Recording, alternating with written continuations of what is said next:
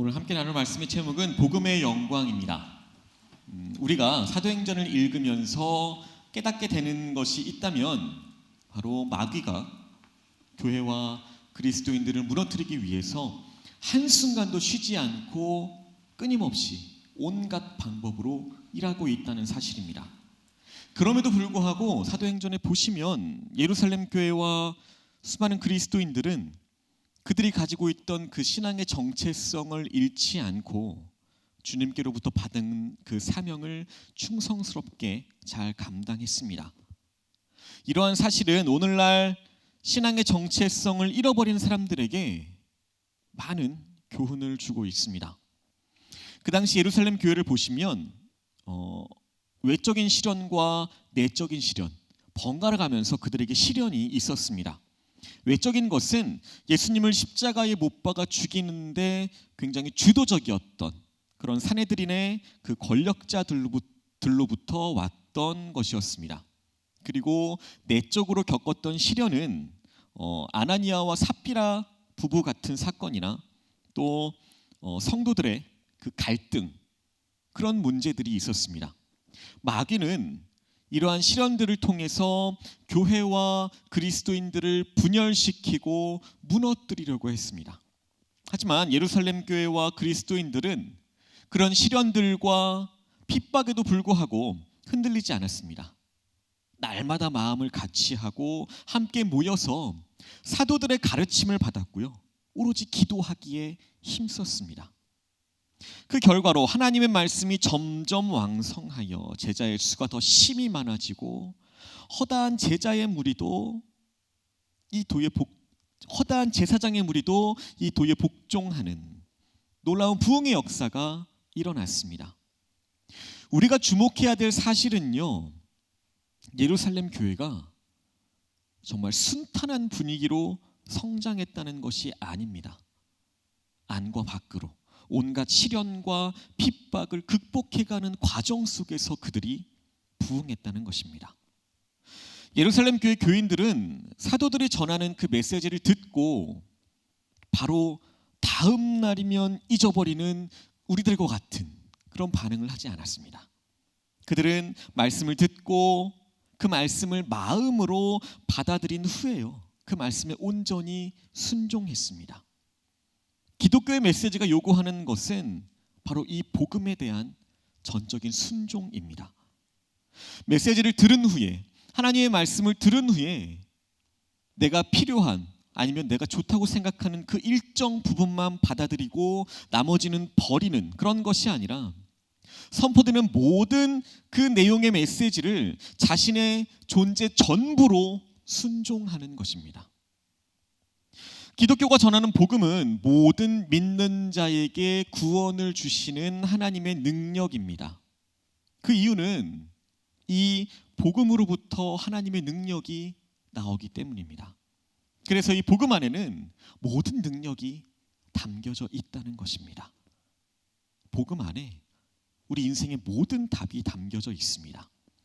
그래서 우리들에게 절대적으로 필요한 것, 바로 이 복음입니다. 사도들을 비롯한 모든 하나님의 사람들이 자신의 생명을 아끼지 않고 이 복음을 전했던 이유가 여기에 있습니다. 그런데 오늘 우리가 살아가고 있는 이 시대에는 복음을 무언가 인간적인 메시지로 그렇게 다루는 사람들이 있습니다. 때로는 아주 형편없는 수준의 메시지로 그렇게 복음을 자꾸 축소시켜버리는 사람들도 있습니다. 문제는 복음이 아무것도 아니다라고 취급하는 사람들이 교회 밖에만 있는 것이 아니라 교회 안에도 있다는 것입니다. 한마디로 오늘의 그 많은 그리스도인들은 복음의 그 핵심적인 본질을 놓치고 있다는 것입니다.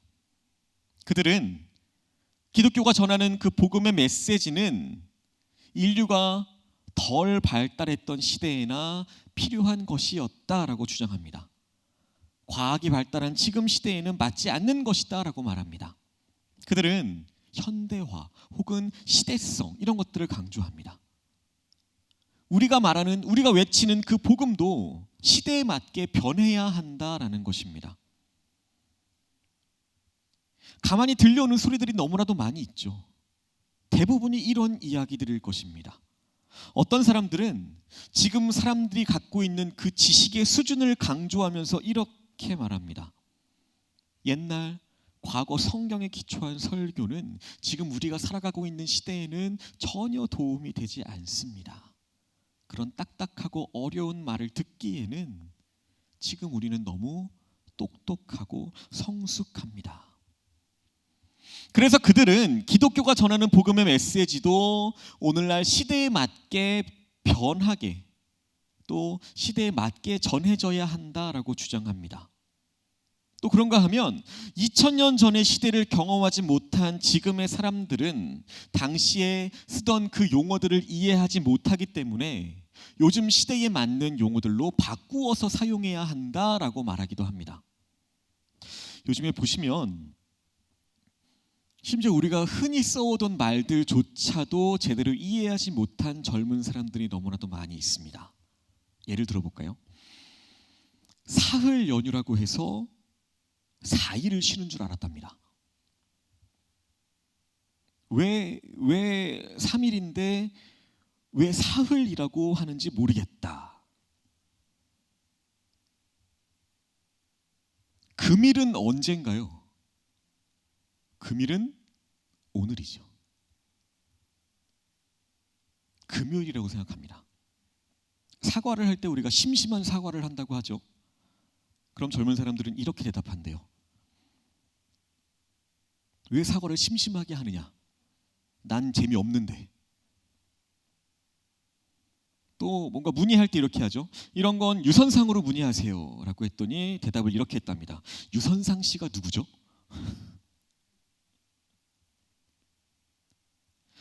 자네의 마음을 내가 10분 이해한다 라고 했더니 대답이 이랬답니다. 그 짧은 시간에 저를 어떻게 다 이해하십니까?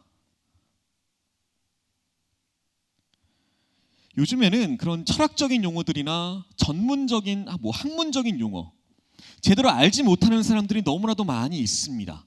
그러한 사람들에게 삼위일체, 예정론 이런 기독교적인 용어는 더 이해할 수 없다는 것입니다. 그래서 지금 사람들이 이해하기 쉬운 용어로 바꾸어서 사용하던가 아니면 그런 위화감이 드는 말들은 사용하지 말아라라고 한다는 것입니다. 이해하기 어려운 딱딱한 교리, 또 말씀 이런 것이 아니라 그런 것들을 요즘 사람들이 좋아하는 것에 관심을 갖고 이야기를 해야 한다라고 말한다는 겁니다. 영화, 노래, 드라마 아니면 경제, 심리학 이런 사람들이 좋아하는 취향을 찾아서 그것을 주제로 이야기해야 한다라는 것입니다. 더구나 지금 사람들은 눈에 보이는 결과물들, 과학 이런 것들을 믿지 기적적인 요소들을 전혀 믿지 않기 때문에 지금 시대 21세기에 맞는 새로운 주제의 메시지가 필요하다라고 말합니다. 어떠세요? 믿지 않는 사람들이 듣는다면 굉장히 솔깃한 말 아닌가요? 그런데 이런 말들을 하는 사람들에게 공통적으로 나타나는 특징이 하나 있습니다. 그것은 바로 그들이 복음의 위대함을 한 번도 경험한 적이 없다라는 것입니다. 그들은 복음을 무언가 우리의 생각보다 작은 것, 평범하고 쉽고 싼 것으로 변절시킵니다. 한마디로 그들이 복음의 본질을 완전히 왜곡시키고 있다는 것입니다.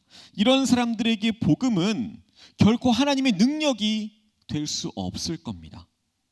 이들에게 있어서 우리가 말하는 복음은 흔히 우리가 보는 다른 종교들에서 말하는 그런 같은 부류의 이야기들일 것입니다. 하지만 복음은 다른 종교에서 말하는 것들처럼 사람이 만들어서 고안해낸 그런 이론이나 사상이 아닙니다. 복음은 하나님께서 성도들에게 계시로 주신 믿음의 도입니다. 복음은 모든 시대, 모든 사람들에게 구원을 주시는 하나님의 능력입니다. 복음이 하나님께서 우리에게 주신 것이라고 한다면 우리는 인간이 아니라 하나님으로부터 출발해야 합니다. 사람들로부터 출발하게 되면 당연히 앞에서 이야기했던 그 사고방식으로 나아가게 될 겁니다. 그 시대에 맞는 메시지, 새로운 방법론들, 그런 것들에 관심을 갖게 되는 것입니다.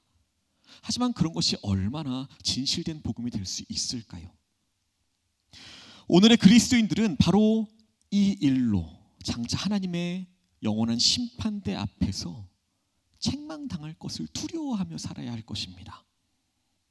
모든 인간적인 그 노력들을 멈추고 참되신 하나님의 능력인 그 복음을 더욱 깊이 믿고 의뢰하시는 그런 저와 여러분들 되시기를 소망합니다. 이 세상에 복음이 필요하지 않은 사람은 없습니다.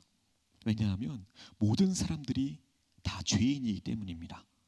죄인이 의롭다 함을 얻고 구원을 받는 길은 오직 복음밖에는 없습니다. 문명, 과학 이런 것들이 아무리 발달할수록 우리에게 더더욱 필요한 것은 바로 이 복음입니다. 우리의 역사를 볼 때 어느 시대를 살아가는 사람이 가장 똑똑할까요? 지금이 아닐까요? 그런데 지금 시대를 살고 있는 사람들이 만들어가는 세상을 한번 보세요. 이성과 과학, 사람들이 그렇게 부르고 있는 것들이 이 세상을 어떻게 파괴하고 있는지, 어떻게 망가뜨려가고 있는지, 방탕하고 타락한 그런 인간들의 그 추악한 모습, 그 모습이 이 세상에 어떻게 나타나는지 한번 보시기 바랍니다. 결국 복음만이 인류를 구원할 수 있는 유일한 해답인 것입니다. 예수 그리스도만이 인간의 죄와 죽음 또 영생의 문제를 해결할 수 있습니다. 그러니까 우리는 이 복음을 붙잡고 이 복음만을 전적으로 신뢰하면서 영원한 천국을 향해 나아가야 하는 것입니다. 오늘 본문에서 우리는 모든 사람을 구원하는 복음이 강력한 반대에 부딪히는 모습을 보게 됩니다. 그리고 그 일을 통해서 복음의 핵심적인 본질, 그러니까 복음의 위엄과 영광을 다시 한번 보게 됩니다. 그렇다면 복음은 어떻게 우리에게 복음의 위엄과 영광을 보여주고 있을까요? 6장에 보시면 사도들이 사용한 방법에 대해서 두 가지 중요한 사실을 우리에게 말해주고 있습니다. 첫 번째는 그들이 진리의 말씀을 선포했다는 것입니다. 우리가 하나님의 말씀을 제쳐놓고 접대를 일삼는 것이 마땅하지 아니하니 또 우리는 오로지 기도하는 일과 말씀 사역에 힘쓰니라. 이후에 스데반이 다른 사람들과의 논쟁에서 이렇게 얘기합니다. 10절입니다. 스데반이 지혜와 성령으로 말함을 그들이 능히 당하지 못하여. 사도들과 스데반은 기독교의 복음을 말하고 가르치고 설명했습니다. 초대교회 그리스도인들은 이런저런 장치 또 세상적인 오락 이런 것들에 관심이 없었습니다. 오직 기독교에서 전하는 그 메시지만 강조했습니다. 왜냐하면 그 메시지인 복음만이 사람을 살리고 세상을 구원할 수 있다라는 그 사실을 믿었기 때문입니다. 그리고 이것은 성경 전체의 주장이기도 합니다. 나아가서 기독교 역사에서 신실한 모든 그리스도인들이 추구했던 한결같은 삶의 방식이었습니다. 그들은 시대적인 상황이 어렵고 힘들수록 더욱 말씀으로 돌아가고자 애썼습니다. 그들은 성경을 시대적인 상황에 맞추려고 했던 것이 아니라 자신들과 시대의 문제를 성경에 맞추어 보고 성경이 가르치는 대로 살려고 했습니다. 그들은 성경의 말씀에 마음과 귀를 열었고요. 그 말씀으로 모든 억눌림, 그런 것들로부터 진정한 자유를 누릴 수 있었습니다.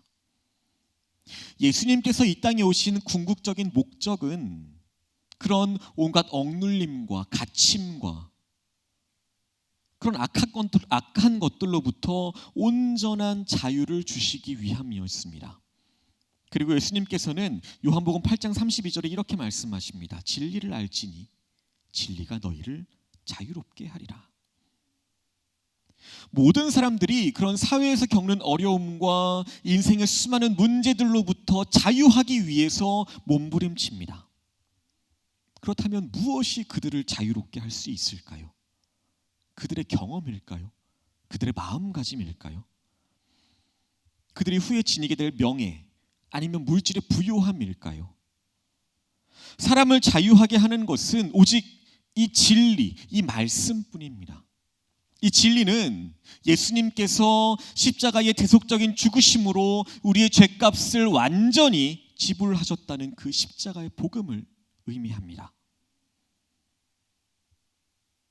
우리를 자유롭게 하는 그 진리, 사도들이 전한 이 복음 외에 사람을 진정으로 자유롭게 할 수 있는 것은 아무것도 없습니다. 주님이 주시는 이 자유는 영원하고 참된 것입니다. 이 자유는 세상이 줄 수 없습니다. 성경은 그리스도를 영접하고 이 복음의 진리를 믿음으로 알게 된 사람은 참된 자유를 누리게 된다라고 말씀하고 있습니다. 모든 인간에게 이 참된 자유가 절실하게 필요합니다. 사람들은 이 자유를 얻기 위해서 지금도 부단한 노력들을 합니다. 인간에게 참된 자유가 필요하다는 말은요, 이걸 반대로 생각해 보면 인간에게 참된 자유가 없다라는 말이기도 합니다. 아담과 하와가 범죄함으로 인해서 모든 사람은 죄의 노예가 되었습니다. 그래서 모든 사람은 그 사탄의 권세에 붙잡혀서 죄와 사망의 노예 노릇을 하고 있습니다. 그래서 죄와 불의를 밥 먹듯이 행하며 지금도 살아가고 있습니다. 그 결과로 하나님의 진노와 영원한 형벌의 심판을 피하지 못할 운명에 처해 있습니다. 그래서 머리가 조금 깨어 있는 사람은요, 이 죄와 사망으로부터 벗어나기 위해서 온갖 애를 써왔습니다. 그렇지만 결국은 사도 바울이 절규했던 그 고백 앞에 설 수밖에 없었습니다. 오호라 나는 곤고한 사람이로다. 이 사망의 몸에서 누가 나를 건져내랴. 세상은 결코 진리를 알지 못합니다. 소경이 소경을 인도할 수 없듯이 죄의 노예가 된 사람에게서 출발하면 안 될 것입니다. 이러한 행동은 인생들에게 오히려 더 큰 절망의 굴레를 뒤집어 씌우는 결과를 가져올 뿐입니다. 그렇기 때문에 우리는 사람들에게 무엇을 주어야 하는지를, 죄의 노예가 된 사람에게 진정으로 필요한 것이 무엇인지를 생각해야 합니다. 그것이 바로 이 진리, 이 복음입니다. 우리를 거룩하게 하며 죄와 사망의 속박으로부터 해방시켜주는 것은 이 진리이고 이 복음입니다. 사도들은 이 복음의 메시지를 신뢰했습니다. 이 메시지는 모든 인생은 다 죄인이며 예수님께서 그러한 인생들을 대신해서 죽으셨다라고 가르칩니다. 그리고 죄인을 의롭게 하시기 위해서 그가 부활하셨다라고 가르칩니다. 또 사람이 죽으면 하나님의 심판을 받고 각각 영원한 천국과 지옥으로 가게 된다라고 가르칩니다. 그런데 세상은요, 이 진리를 알지 못합니다. 그것은 세상이 거짓의 아비인 마귀로부터 나온 그런 진리가 아닌 것들에 억눌려 있기 때문입니다. 이 세상에는 진리인 것처럼 보이지만 실상은 진리가 아닌 그 거짓인 것들이 너무나도 많이 있습니다. 많은 사람들이 그 이단의 잘못된 사상, 또 잘못된 사슬의 포로가 되어서 사망의 그늘에서 살아가고 있는 것을 보게 됩니다. 많은 사람들이 잘못된 진리에 현혹되어서 진짜 진리를 외면하고 참된 자유를 누리지 못하며 살아갑니다. 그들은 예수 그리스도가 인류의 유일한 구원자이심을 알지 못합니다. 이것보다 안타까운 일이 어디 있을까요? 그런데 사도들은 이 복음을 알았다는 겁니다. 모든 인간들이 참된 자유를 누릴 수 있는 그 유일한 길이 이 진리에 있다는 것을 사도들이 알고 있었다는 것입니다. 인간이 죄와 사망의 종로로 타는 그 속박으로부터 해방되는 유일한 길을 그들은 알고 있었습니다. 그것은 기독교가 전하는 이 진리, 이 복음을 받아들이고 순종하는 것입니다. 오직 이 복음입니다. 그래서 사도들은 어떠한 위협과 핍박에도 위축되지 않았습니다. 그리고 담대하게 이 복음의 메시지를 가는 곳곳마다 전했습니다. 그런데 지금의 사람들을 보시면 어떤가요? 딱딱한 성경의 말씀보다 적당한 유머가 있고 지금의 나의 삶과 연관이 되고 그런 예화가 마치 나의 이야기 같고 그런 이야기들을 더 좋아합니다. 그런데 우리가 그들이 무엇을 좋아하건 그것이 무슨 상관일까요? 지금을 살아가는 사람들에게 정말 중요한 문제는 그들이 무엇을 좋아하고 무엇을 원하는가가 아니라 그들에게 진짜 필요한 것이 무엇인가 하는 것입니다. 그들을 속박으로부터 풀어줄 수 있는 그 유일한 방법이 무엇인가요? 이 복음입니다.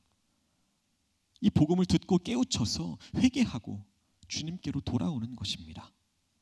우리는 진리를 선포하라는 그 부르심, 복음의 선포자가 되라는 그 부르심을 받았습니다. 하나님은 듣든지 아니 듣든지 전하라고 하셨습니다. 그렇기 때문에 우리는 때를 얻든지 못 얻든지 세상 사람들이 듣든지 아니 듣든지 우리는 복음을 전해야 합니다. 사람들에게 진정으로 필요한 것이 무엇인지를 판단하는 주체는 사람들 자신이 아닙니다. 그들은 그들이 정작 무엇을 필요로 하는지 모릅니다. 그래서 진리인 곧 하나님의 말씀을 들어야 합니다. 그리고 배워야 합니다.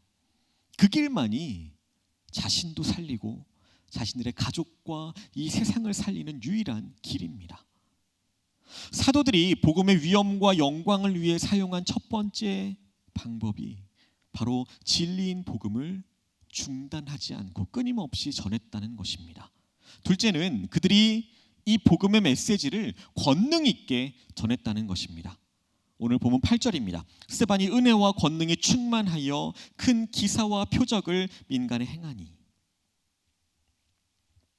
본문에서 스데반이 은혜와 권능이 충만하여 백성들 가운데서 큰 기사와 표적을 행했다라고 말합니다. 그리고 10절은 스데반이 지혜와 성령으로 말함을 그들이 능히 감당하지 못했다라고 했습니다.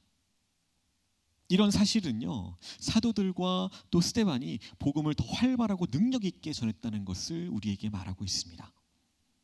복음에는 세상에서 말을 잘하는 사람들, 정치인들이나 또 영업하는 사람들, 그런 사람들이 물건을 판매하는 것과는 본질적인 차이점이 있습니다. 그 사람들은 사람을 기쁘게 하기 위해서 애를 씁니다. 어떤 물건을 팔든지 아니면 자신의 표를 얻기 위해서는 상대방들의 수준에 맞춰서 그들이 가려운 것을 골라서 긁어주어야 하는 그런 지혜가 필요합니다. 그것이 영업의 기술일 것입니다. 그런데 복음의 방법은요, 그러한 접근법과는 아무 상관이 없습니다. 그들이 성공하는 방법은 인간의 재능과 설득력에 달려 있습니다. 하지만 복음은 그렇지 않습니다. 인간의 설득력으로는 아무것도, 그 어떤 일도 할 수 없기 때문입니다. 아무리 내가 말싸움에 지지 않는 능력이 거의 완벽한 경지에 다다라 있다고 하더라도 그 사람이 영혼을 구원할 수는 없습니다. 하지만 복음에는 영혼을 구원하는 능력이 있습니다. 그래서 복음을 전하는 우리들에게 가장 필요한 것이 있다면 그것은 권능입니다. 스데반은 성령이 충만했기 때문에 기사와 표적을 행하는 그 권능 또한 충만했고요, 말을 할 때에도 그 권능이 충만했습니다. 오늘 이 말씀의 구도를 보시면 스스로 표현하기에 똑똑한 그 무리들이 한쪽에 포진되어 있었고요. 다른 한쪽에는 딱 한 사람이 그들과 맞서고 있었습니다. 그런데 그 똑똑한 무리, 그 시대를 상징하는 그 지식인층이 이 한 사람을 감당해내지 못하고 있었습니다. 성령으로 말함을 그들이 능히 당하지 못하여. 스데반 한 사람의 권능을 그 시대의 지식인들이 당해내지 못했습니다. 복음을 전하는 방법은 세상 사람들의 지혜나 방법이 아니라 오직 성령의 능력에 의지하는 것입니다. 그렇지 않은 방법은 결코 통하지 않습니다. 이 사실을 경험하고 깨달았던 베드로도 베드로전서 1장 12절에 이렇게 말씀합니다. 이 섬긴 바가 자기를 위한 것이 아니요 너희를 위한 것임이 계시로 알게 되었으니 이것은 하늘로부터 보내신 성령을 힘입어 복음을 전하는 자들로 이제 너희에게 알린 것이요. 베드로를 비롯한 제자들의 모습이 어땠나요? 그들이 성령의 충만함을 받기 전까지는 그 어떤 사역도 감당할 수 없는 겁쟁이들에 불과했습니다. 그런데 성령의 충만함을 경험한 이후에 그들은 어느 곳에 있든지 담대하게 복음을 전했고요. 수천 명의 마음을 주님께로 돌아오게 만들었고요. 베드로는 이 사실을 기억하고 성령의 능력을 지금 강조하고 있는 것입니다. 자신은 하늘로부터 보내신 그 성령을 힘입어서 복음을 전했다라는 것입니다. 그렇기 때문에 말씀을 전하는 모두가 하늘로부터 보내신 성령을 힘입어서 복음을 전해라라는 것입니다.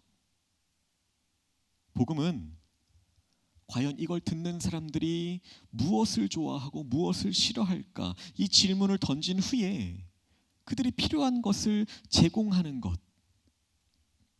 그렇게 영광을 축소시키지 않습니다. 복음의 방법은 오직 진리에 있습니다. 성령에 있습니다. 복음인 이유가 바로 여기에 있습니다. 복음이 지금까지 수많은 놀라운 일들을 할 수 있었던 이유도 여기에 있습니다. 그래서 사도 바울은 복음을 하나님의 능력이라고 했던 것입니다. 당시의 로마를 보시면 어땠나요? 뛰어난 사람들이 너무나도 많이 있었습니다. 온갖 종교와 사상들이 너무나도 다양하게 또 많은 사람들에게 보급되어 있던 그런 한마디로 국제 도시였습니다. 정말 평범한 사람들도 그들의 그 발달한 철학이나 과학 이런 것들에 익숙했습니다. 그 사람들의 기준으로 보기에 십자가의 도는 너무나도 어리석은 것이었습니다. 왜요? 그들에게는 강한 자, 이긴 자가 곧 진리였기 때문입니다. 하지만 바울은 로마에 편지를 쓰면서 이렇게 말합니다. 내가 복음을 부끄러워하지 아니하노니. 이 말은 복음을 자랑스럽게 여긴다는 고백입니다.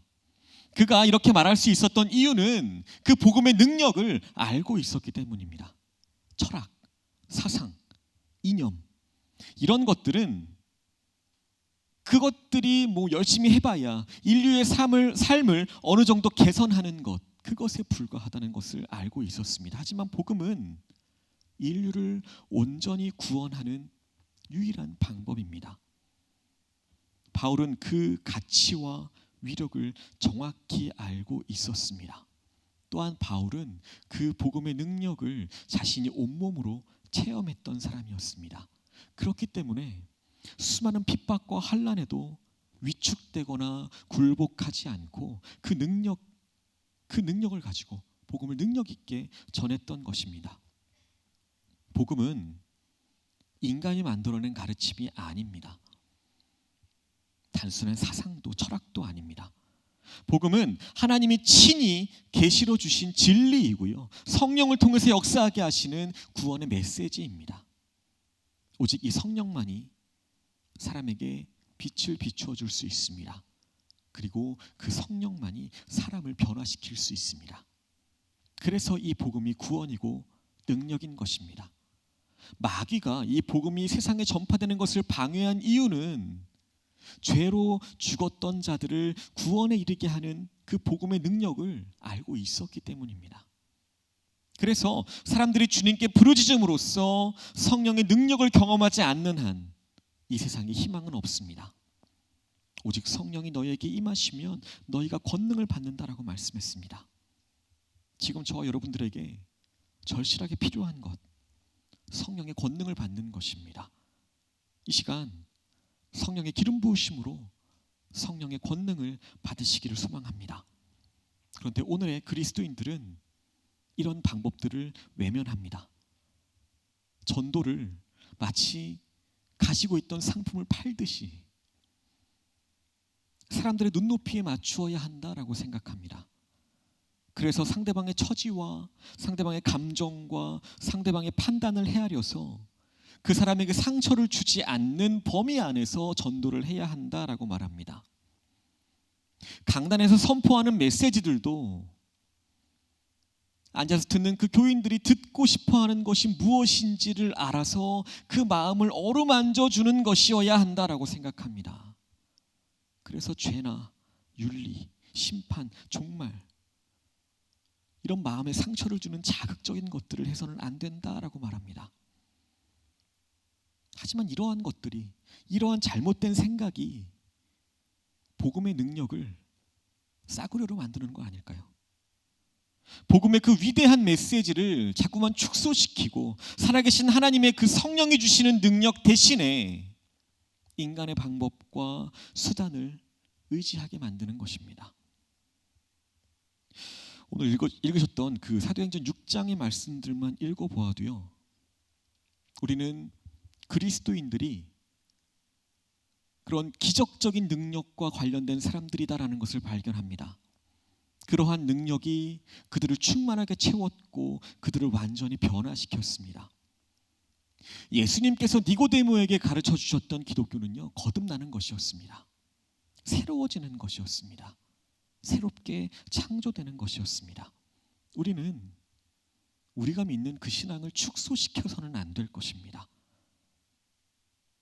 예수님의 제자들은 권력자들이 무시했던, 어릴 때부터 배운 것이 없는 그런 존재들이었습니다. 그들의 출신조차 보잘것없는, 그들의 직업조차 보잘것없는 그런 사람들이었습니다. 하지만 그들은 성령의 능력으로 세상 사람들이 살고 있는 그 천하를 어지럽게 했던 위대한 하나님의 사람이 되었습니다. 이렇게 성령은 누구라도 새 사람으로 만들 수 있습니다. 진리를 더 알고자 하는 그 갈망과 욕구를 만들어내시는 분은 이 성령님이십니다. 성령 하나님은 도덕적으로 약한 사람을 취하여서 강하고 능하게 만드는 능력이 있으십니다. 성령은 사람들을 변화시키며 그 사람이 가지고 있는 편견을 없애고요, 원수까지도 사랑하는 형제로 만들어 주십니다. 그렇게 사람들로부터 칭찬받는 사람으로 만듭니다. 사람으로는 할 수 없지만 하나님으로서는 이 모든 일들을 하실 수 있습니다. 예루살렘 교회와 사도들에게 역사하셨던 그 성령 하나님은 오늘도 우리들 가운데 동일하게 역사하십니다. 저와 여러분들도 성령으로 충만해져서 그 은사를 받을 수 있으시기를 소망합니다. 성령의 다스리심을 받고 성령으로 거듭나는 그런 저와 여러분들 되시기를 예수님의 이름으로 소망합니다. 교회는 어땠나요? 초대교회 때부터, 교회가 탄생한 그 시점부터 교회는 세상 가운데 생존하기 위해 싸워야 했습니다. 세상은 기독교의 그 복음을 처음부터 끝장내기 위해 노력했습니다.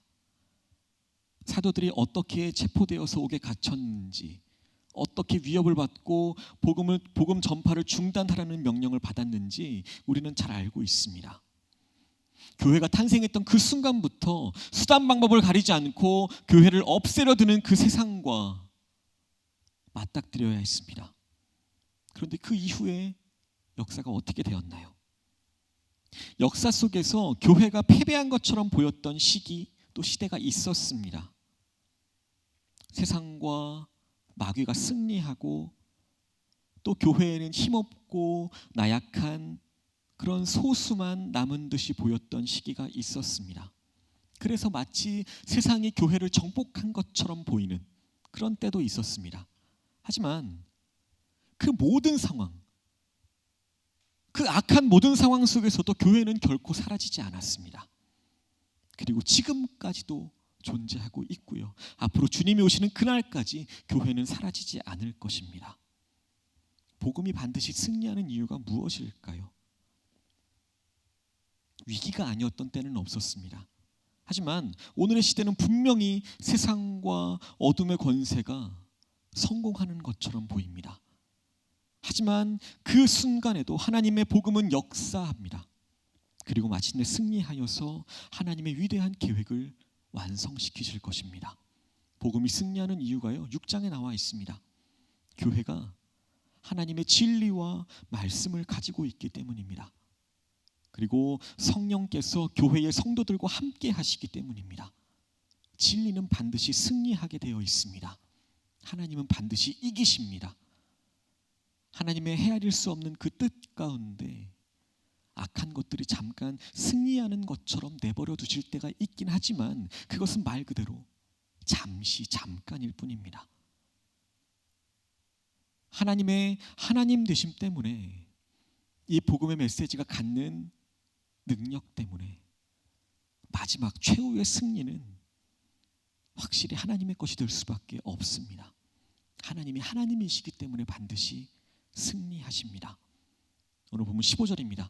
공회 중에 앉은 사람들이 다 스데반을 주목하여 보니 그 얼굴이 천사의 얼굴과 같더라. 스데반은요, 하나님의 성령으로 충만했습니다. 그 충만함으로 인해서 스데반의 얼굴이 빛을 발했습니다. 그 광채가 악의에 가득 차 있는 그 사내들인 공회원들을 압도할 만한 위엄이었습니다. 스데반의 상대들은, 그 적들은 복음의 위대한 영광을 그들의 눈으로 직접 바라보아야 했습니다. 이것이 바로 세상의 어떤 권세에도 정복되지 않는 복음의 능력이고요, 복음의 영광입니다. 복음을 거부한다는 것은 하나님을 거부하는 것입니다. 그들은 하나님의 심판대 앞에서 산산이 부서질 것입니다. 그들은 처음부터 하나님께 도전했고요, 지금도 계속 도전하고 있습니다. 유대인들은 처음부터 복음을 반대했고요, 그 후에는 로마인들이 나서서 복음을 반대했습니다. 근세 현대에 들어와서는 어떤가요? 공산 세력들, 모든 악한 무리들이 이 복음을 반대했습니다. 지금은 물질주의, 또 인본주의, 또 개인주의, 이런 사상을 가진 사람들이 복음을 공격합니다. 하지만 그 무엇도 못 박히신 예수 그리스도가 구원하시는 그 하나님의 능력이요 지혜라는 이 선포를 이길 수는 없습니다. 여러분들은 그 복음의 능력을 보고 계시나요? 여러분이 성령의 능력과 상대하고 있음을 느낀 적이 있으신가요?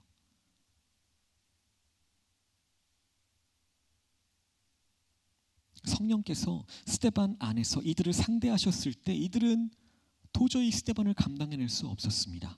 온갖 노력에도 불구하고, 온갖 그 짜내어진 지식 가운데도 불구하고 그들은 그 답변들을 찾아낼 수 없었습니다. 하지만 그럼에도 불구하고 그들은 믿으려 하지 않았습니다. 우리 또한 그들의 행동을 따라하고 있지는 않은가요? 이 복음의 능력을 느껴본 적이 있으신가요? 복음의 영광과 그 위엄을 본 적이 있으신가요? 다른 모든 문명들은요, 지나갔습니다. 어떠한 나라가 세워졌건 그 모든 영광 지나갔습니다. 그리고 지금 우리가 누리고 있는 그 영광과 문화, 그 모든 영광도 지나갈 것입니다. 하지만 하나님께서 우리에게 주신 이 복음은요, 우리 주님이 오시는 그날까지 영원할 것입니다.